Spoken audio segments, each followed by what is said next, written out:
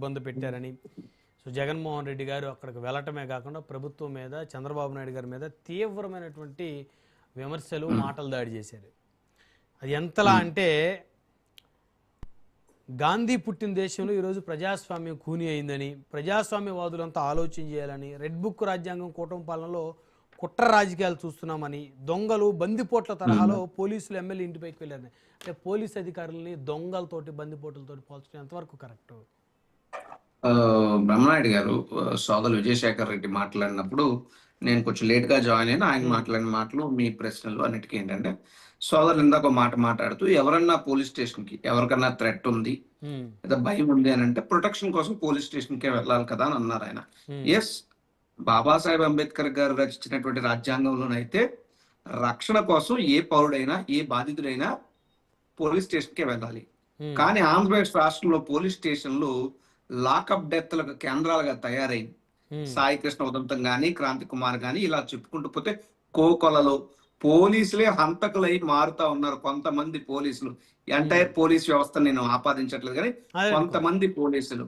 ఉదాహరణగా నాగరాజు వ్యవహారం నిన్న కోర్టుకు సంబంధించి వీడియో కాన్ఫరెన్స్ అయితే నాగరాజు ఏం చెప్పాడు, ఆయన చెప్పిన విషయం అందరికీ తెలుసు. కానీ అతను ఏం చెప్పాడు, నన్ను ఈ కేసులో ఇంకా విరికించాలని చూస్తున్నారు, నన్ను బలవంతంగా ఒప్పుకోమని అడుగుతున్నారు. అంటే ఎవరు ఒప్పుకోమన్నది, ఎవరు ఇరికించాలని చూస్తుంది? ఆ నాగరాజుని జైల్లో బెంబేలు ఎత్తించి భయపెట్టే అంత అధికారం ఎవరి దగ్గర ఉంది? ఏ నాయకులు, అధికార పార్టీ వాళ్ళు ఎవరు చేస్తున్నారు? దీని వెనకాల ఎవరున్నారు అంటే మీకు ఒక ఎగ్జాంపుల్. అధికార పార్టీ వాళ్ళు ఉంటారు, ప్రతిపక్షం అయితే ఉండరు. ఇది క్లియర్, ఉండరు, డెఫినెట్ గా ఉండరు. అదే అంటున్నాను కదా.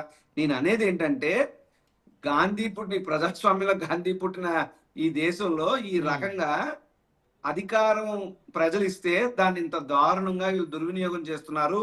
కొంతమంది పోలీస్ వ్యవస్థలతో వారిని అడ్డు పెట్టుకుని వ్యవస్థలో ఒక రాక్షస రాజ్యాన్ని అమలు చేస్తా ఉన్నారన్న దానికి జగన్మోహన్ రెడ్డి గారు చెప్పిన మాటకి ఇది శాంటిటీగా నేను ఒక కేసు ఎగ్జాంపుల్ చెప్పాను. ఇలాంటివి చాలా కేసులు ఉన్నాయి, చాలా అంటే చాలా. ఇకపోతే బీసీ అని ఎందుకు అంటున్నారు అని అన్నారు. తర్వాత ఏదో బట్టలు, ఎస్, ఎవరు మనం సమాజంలో గౌరవప్రదంగా బతికేటటువంటి ఏ యువకుడైనా, ఏ యువత అయినా, ఏ పౌరుడైనా ఎవరు కూడా భారీ బట్టలు చించేటటువంటి సంస్కృతి ఉండదు. కానీ ఆ వీడియోలో క్లియర్ గా కనిపిస్తోంది. ఎందుకు చేసుంటాడు? మరి చేశాడు, జరిగింది వీడియోలో ఉంది.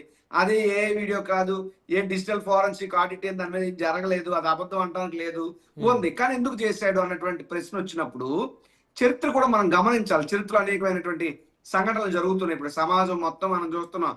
భర్తలను చంపేస్తున్న భార్యలు, భార్యలు చంపేస్తున్న భర్తలు, తల్లిదండ్రులు చంపేస్తున్న కొడుకులు చంపుతున్న తల్లిదండ్రులు. ఇవన్నీ సమాజంలో కోపోద్రేకాల్లోనో లేదా వారి అవసరాలు ఇచ్చారో, కుట్రలు ఇచ్చారో అనేక సంఘటనలు, మానవతా సంబంధాలు కొంత మరుగున పడినటువంటి మాట వాస్తవం. అయితే ఇక్కడ ఆ విషయం కాదు, ఇక్కడ రాజకీయ కోణం ఉంది. ఏంటి ఆ కోణం?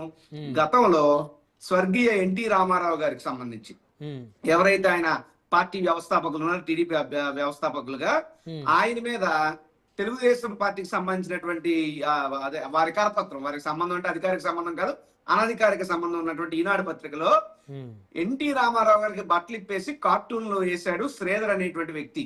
ఆ శ్రీధర్ అనే వ్యక్తి ఈ రోజు ఈ ప్రభుత్వంలో, ఈ కూటమి చంద్రబాబు నాయుడు గారి అధికారం ఉన్న ప్రభుత్వంలో గౌరవ సలహాదారుడుగా ఉన్నారు. అంటే బట్టలిప్పి కార్టూన్లు వేసినోడికి గౌరవ సలహాదారు పదవి ఇచ్చినటువంటి ప్రభుత్వం కదా.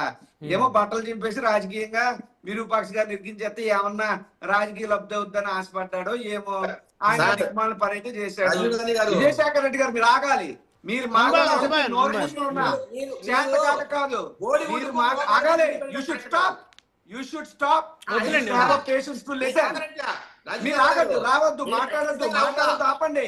మీరు ఆగాలి. విజయశేఖర్ రెడ్డి గారు మీ వర్షం మీరు చెప్పారు కదా, వారు కూడా 2 నిమిషాలు మాట్లాడిద్దాం. విజయశేఖర్ రెడ్డి గారు మీ వర్షం మీరు చెప్పండి. మాట్లాడతాం, బరాబర్ మాట్లాడతాం. నువ్వు చెప్పే సొల్లు కబుర్లు, వద్దులేండి.